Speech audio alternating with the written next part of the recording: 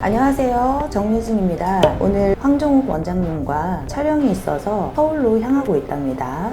틈틈이 대본도 보고요. 드디어 서울역에 도착했습니다. 여기가 오늘 제가 촬영할 스튜디오랍니다. 본격적으로 촬영 한번 시작해 보도록 할게요. 세상의 모든 모발 이슈를 찾아서 방구석 토크쇼. 안녕하세요, 탈모 박사 황정욱입니다. 안녕하세요, 토탈뷰티 더 제이비 대표 원장 반영구 S&P 전문가 정유진입니다. 요즘에는 남성형 탈모, 여성형 탈모, 정수리 탈모, 그리고 원형 탈모 등 다양한 모발 고민을 가지고 병원을 찾는 분들이 많습니다. 물론 모발 이식이 많은 도움이 되지만 이 모든 분들을 모발 이식으로 해결할 수는 없습니다. 그래서 오늘은 우리 정 원장님을 모시고 모발 이식으로 해결할 수 없는 탈모 고민을 어떻게 해결할 수 있는지 알아보는 시간을 가져보겠습니다. 요즘 아주 핫한 방법으로 탈모 고민을 해결하고 계신다던데 어떤 방법으로 탈모를 커버하는 건가요? 저희 같은 경우에는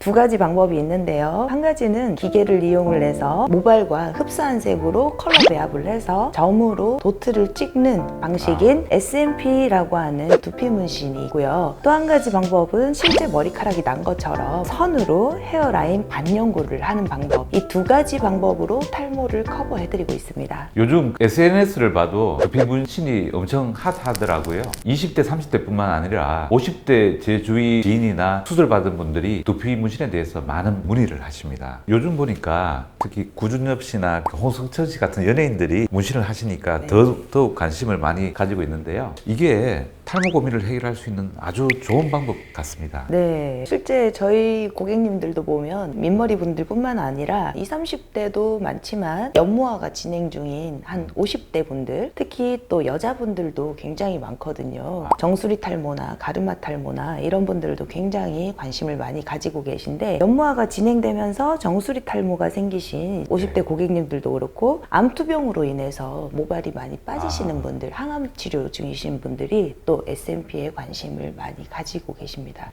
탈모 고민 때문에 모발 이식을 받으러 오는 분들에게 사실 모발 이식이 힘든 경우가 있거든요. 그럴 때는 그분들 상황을 들으면 답답한데 이렇게 두피 문신을 통해서 좋은 해결책을 들 수 있다니까 저도 참 기쁩니다. 네네. 저희 샵에도 모발 이식이 불가능한 분들이 S&P 시술을 하러 많이 방문을 하시는데요. 근데 어떤 분들이 모발 이식이 불가능한가요?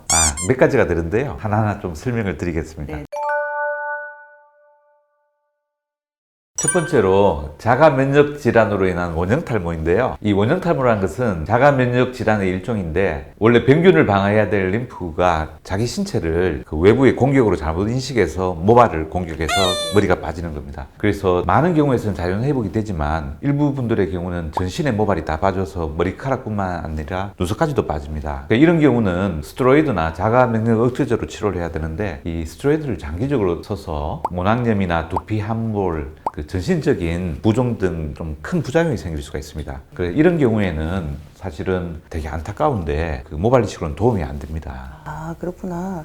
원형 탈모가 자가 면역 질환으로 생기는지는 몰랐거든요. 저희 샵에도 원형 탈모이신 분들이 많이 오시는데, 원형 탈모가 생기신 분들은 그 부위가 이제 한 군데가 아니고 산발적으로 나타나기도 하고, 증상에 따라서 원형의 크기가 작은 것도 있고 큰 것도 있고, 그리고 여러 군데 이렇게 생기다 보니까 두피 문신을 통해서 이런 빈 부분들을 이렇게 채워주면 굉장히 만족들을 많이 하시더라고요. 네. 이게 어디 생길지 모르니까. 그렇죠. 네. 그래서 이제 저희 같은 경우에는 표피 1mm만 들어가기 때문에 일반 분들이 걱정하시는 모근에 어떤 손상이 있지는 않을까? 이런 부분들을 진피층 이하로는 어떤 자극을 안 주기 때문에 오히려 MTS 같은 것처럼 모발의 이제 생장을 촉진시켜 줄 수도 있는 그런 효과를 주거든요. 네네. 두 번째로는 정수리 탈모인데요. 보통 모발 이식은 M자형 탈모에는 아주 큰 효과를 봅니다. 그런데 탈모 범위가 넓어서 앞쪽을 심다 보면 정수리 쪽에 머리가 부족한 경우도 있고, 또 정수리에 보면 머리 가마가 있잖아요, 그죠? 이게 아무래도 가마가 이렇게 갈라지는 부위는 어느 정도 머리를 심더라도 조금 비쳐 보이는 현상이 여전히 생깁니다. 그래서 이런 경우에는 정수리 탈모에 약물 치료의 효과가 상당히 있습니다. 그래서 약을 먹어서 머리를 강화시키는데, 그래도 조금 빈틈들이 보일 때 수술하기는 애매하고, 이런 경우에 모발 이식이 조금 안타까울 때가 있습니다. 그 정수리 탈모 때문에 두피 문신하러 오신 분이 아주 많으실 것 같은데 어떠신가요? 네. 맞아요. 요즘에는 남자분들뿐만이 아니라 이제 여자분들도 정수리 쪽이나 가르마 쪽 이런 부분에 탈모 오신 분들이 좀 많이 오시는데요. 정수리 같은 경우에는 그 모발 이식 수술을 잘 했다 하더라도 동반 탈락으로 인한 스트레스 때문에 SNP를 선택하시는 분들도 간혹 있으시거든요. 그래서 두피 문신은 기존 모발과 이제 연결이 잘 돼서 자연스러운 것이 생명이기 때문에 정수리 탈모 면적에서 추가적으로 2cm 정도 연장을 내서 연결이 잘 될 수 있도록 메꿔주는 작업을 하거든요. 네. 예, 완성 후에는 1, 2년에 한 번씩 이제 소실되는 부분을 밀도 보강 작업을 통해서 유지 관리를 해준답니다. 네.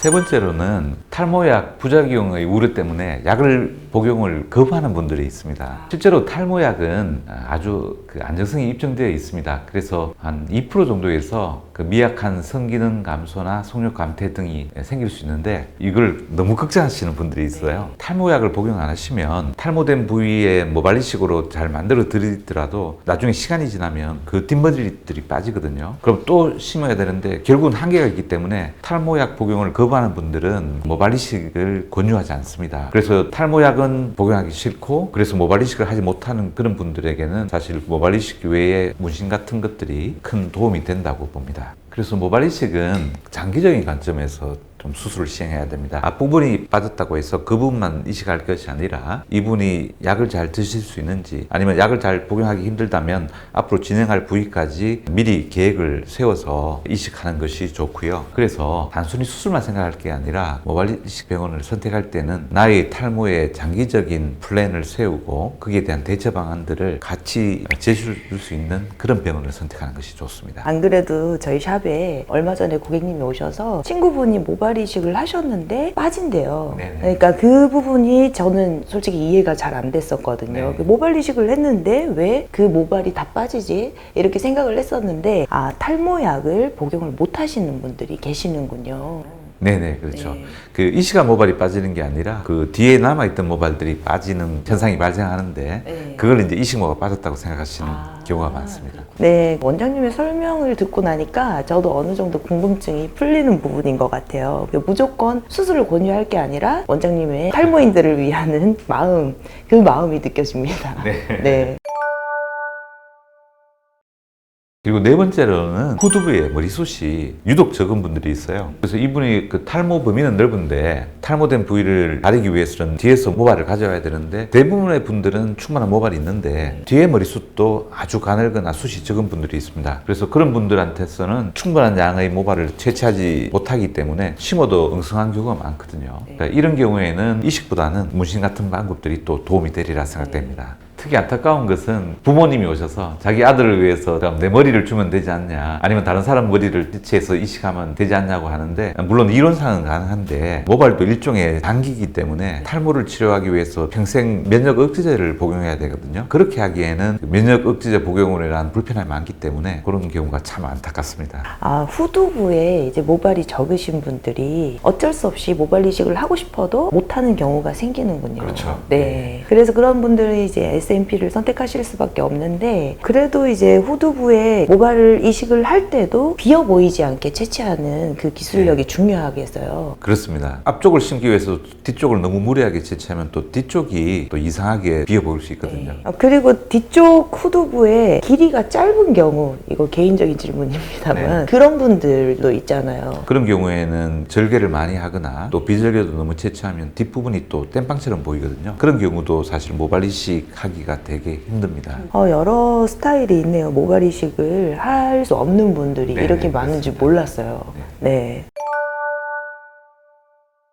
그리고 다섯 번째로 이제 많은 경우들이 스타일을 위해서 빡빡 민 머리를 선호하는 분들이 있습니다. 약간의 탈모가 있는데 특히 이제 힙합하는 분들이나 예술을 좀 하시는 분들은 아예 머리를 빡빡 미는 경우가 있고요. 오히려 그런 분들은 또 빡빡 민 머리가 더 멋있어 보이는 경우도 있습니다. 그래서 그런 경우에는 모발 이식보다는 또 문신이 많이 도움이 될 것 같습니다. 같은 민머리여도 두피 문신을 하고 안 하고에 따라서 스타일이 조금 많이 다르거든요. 네. 그냥 민머리인 경우에는 나이가 좀 들어 보이는 보일 수도 있고, 두피 문신을 통해서 음영감을 이렇게 주게 되면 네. 훨씬 더 세련돼 보이는 그런 효과가 있어요. 네. 조금 더 쉽게 설명을 드리자면 눈썹에 따라서 인상이 많이 달라지는 것처럼 헤어라인 또는 밑머리 스타일에 따라서도, 디자인에 따라서도 인상이 많이 달라 보일 수가 있습니다. 젊은 분들도 타투를 요즘에 엄청 많이 하시잖아요. SNP에 대한 어떤 개념이나 받아들이는 것도 굉장히 좀 개방적이시더라고요. 네. 네. 모발이식으로 가능하지 않는 경우들을 하나하나 설명해 드리면서 이것을 두피 문신으로 해결할 수 있다고 말씀드렸습니다. 사실 그 예전에는 이제 탈모가 있으면 뭐 가발을 쓰거나 흑채를 사용해서 가렸는데요. 모발이식이 활성화되면서 많은 그 탈모인들이 희망을 가졌습니다. 그렇지만 저희가 이제 하다 보면 모발이식도 불가능하거나 한계가 있는 부분들이 있거든요. 이런 부분에 또 고민들을 문신을 통해서 탈모인들에게 큰 희망을 줄 수 있습니다. 그리고 모발이식은 했지만 조금 아쉬운 경우에도 문신이 큰 도움이 될 것 같습니다. 네, 오늘 너무 유익한 시간이었고, 네.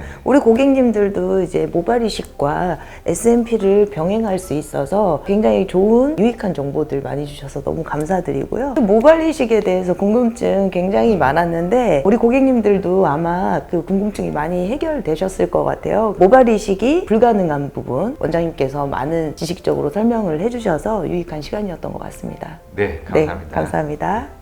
세상의 모든 모발 이슈를 찾아서 모자란 이야기, 다음 시간에는 모발 이식과 두피 문신이 어떻게 서로 보완적인 관계를 가지고 있는지 자세히 알아보는 시간을 가져보겠습니다.